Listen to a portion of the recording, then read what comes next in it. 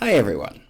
Today's video has 3 points and you're going to want to stick around because the third point is a secret as to the one thing that is most important when it comes to having a book you can be proud of.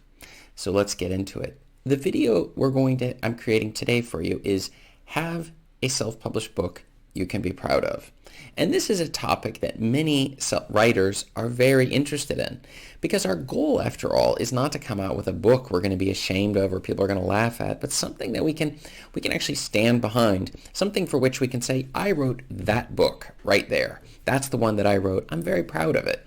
But how do we get to that point? What is necessary? What are the steps that make the difference between a book we're proud of and a book that we're ashamed of? That is what we're going to discuss in today's video. This is Chris Baird from selfpublishingmadeeasynow.com, where self-publishing doesn't have to be so hard.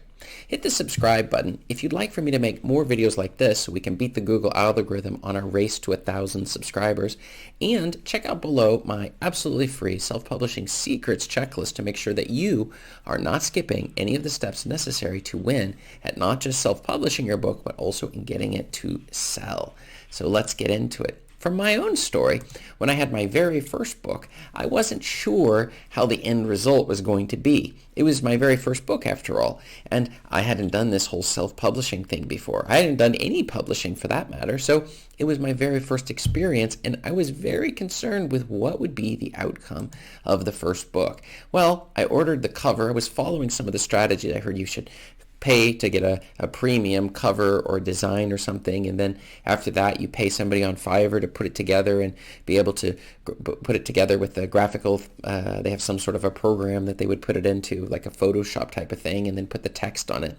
The end result was absolute garbage. It looked terrible. It was really embarrassing because I actually thought it looked okay when I first looked at it because I don't have a background in graphic design. So what do I know about it? But the reality is that it was not a great cover. It was a terrible cover. And so what I did was I went multiple rounds of editing, and that was the second thing because this was the second challenge. I took the manuscript, and when I sent it in to several editors, every time they did an edit, they found a whole pile of things that needed to be changed. Huge mistakes here and things there, and not really spelling problems, but in terms of the structure and how things fit together. There was just too many things that needed to be fixed with my manuscript, and that brought a lot of frustration as well as I was trying to figure out what exactly needed to be done and maybe should I do another round of editing. And so this left me wondering a little bit also, is this going to work out okay?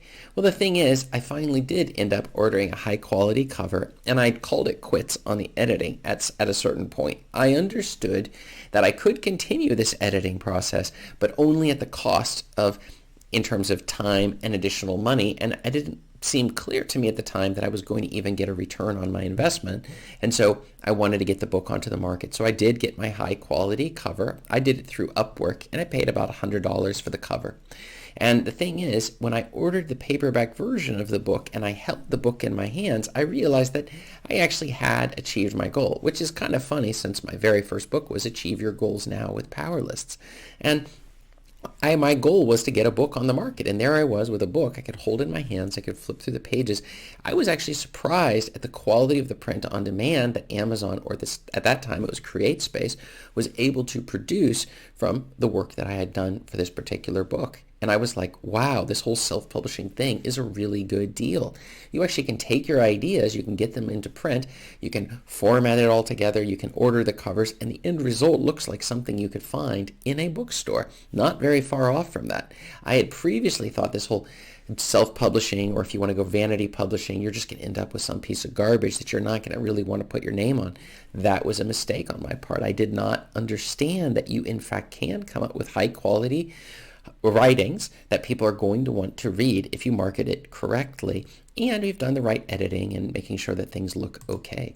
The thing is I still needed, there was a lot I needed still to learn regarding how to get the book to sell, and that was something I've discussed in other videos, but at least in terms of getting the book onto the market, and that was the thing, I had a sense of pride. Wow, this was amazing. Yeah, I actually got this book onto market. So, have a self-published book you can be proud of. The first thing you need to remember is you should write about something you're excited about. That is, we shouldn't be writing things that if we're not enthusiastic about the very thing we're writing, well, then how can we expect our readers to be enthusiastic? Also, the best and absolute most powerful form of marketing is to keep on coming out with more books. And it should be in the same niche. I was telling a coaching client recently on this exact subject that it really is important to make sure that for what you're focusing on in your writings, it's the same thing over and over. I know it gets boring sometimes, but in reality, this is how we build an audience. We're saying, look, I'm focused on this one topic. Like here, for example, I'm focused on self-publishing. This is the reason why I want to help you get your books onto the market. I'm not focused on puppy training or anything else, just one single thing. I'm very excited about it. It's one of my favorite topics. This is the reason I want to share. I've had so much fun and success with self-publishing. I think you can as well.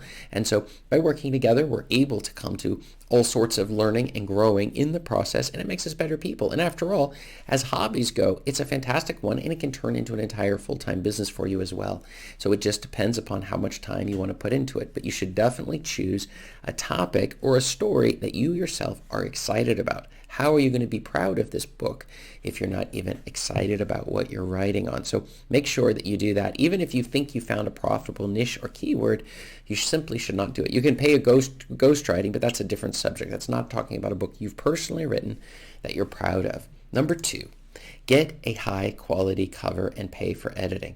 Now, I've told you before that when it comes to your covers, you can order them off Fiverr. I have my Vickiana down below in the description. I have my affiliate link for the person on Fiverr that I personally use to do covers.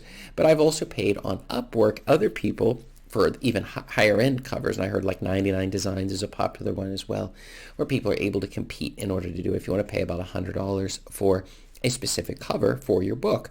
And that's also a completely acceptable, a fantastic way to go about getting a cover ordered. But I would just go the Fiverr route. You could even order a couple covers and see which one you like best.